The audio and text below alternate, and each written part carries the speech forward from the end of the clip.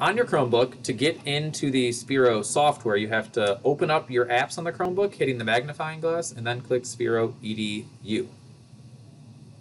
It'll load open as an application, not a website.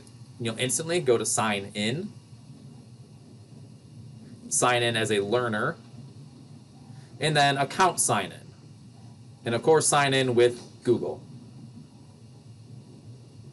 And you'll type in your JID like this student's doing here, and your password, and that will get you into the Sphero software. Once you're in, you'll need to mouse over programs. Don't click programs like they did, mouse over programs. So hover and go to create.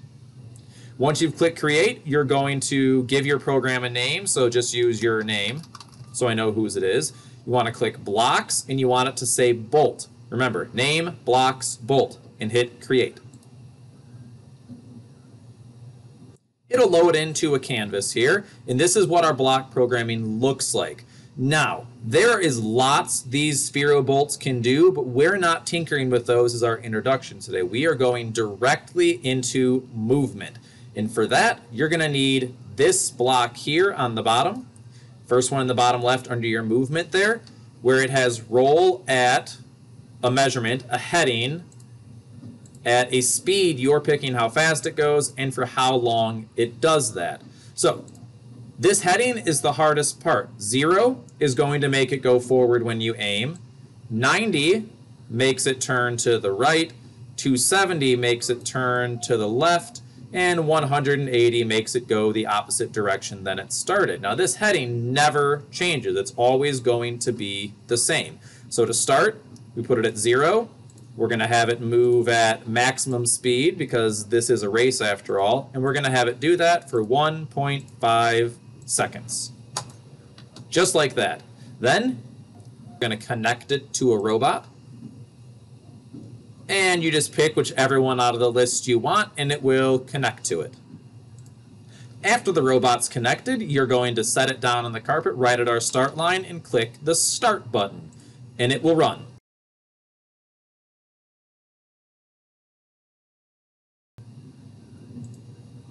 You can see that first little bit there, it did run, but now we need to get it to turn. So for that, we're going to pull in another line of code here.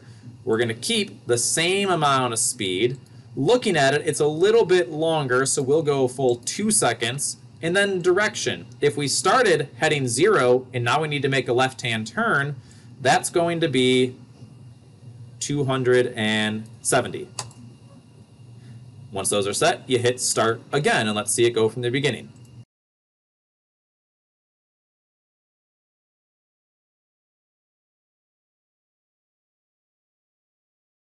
Perfect, it made the turn, and you can figure out from there, our next turn, we're going to drag another block out.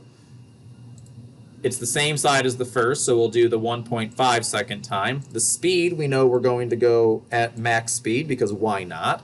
And then the direction. And this is where direction gets tricky. It's always from the beginning. So if it starts at 0 degrees and then we turned left, we then need to make another left. To do that, it's not 270 again, but it's actually all the way to 180 because that's the direction the robot will be heading. And then you'll do this for the fourth and final spot to get it to go all the way around the rectangle, and we'll time it with a stopwatch to see whose goes the fastest. In here we can just see the robot make one final trip through. So it goes forward, turns at 270, goes some more, turns at 180, comes all the way back down, makes that final turn in our library, and crosses the finish line with a good time. So now, when you're all done with the coding for the robot there, you're going to need to share this program with me, especially for our remote crowd. You'll click the 3 dots, go down to share, copy the link for sharing here, go to your email, compose to, you send it to me, so I have access to it, Sphero code, and hit paste. Now, I'm going to have access to the code you wrote for your robot at home crowd, and you're going to be able to send that to me so I can have your robot run through the course tomorrow in class.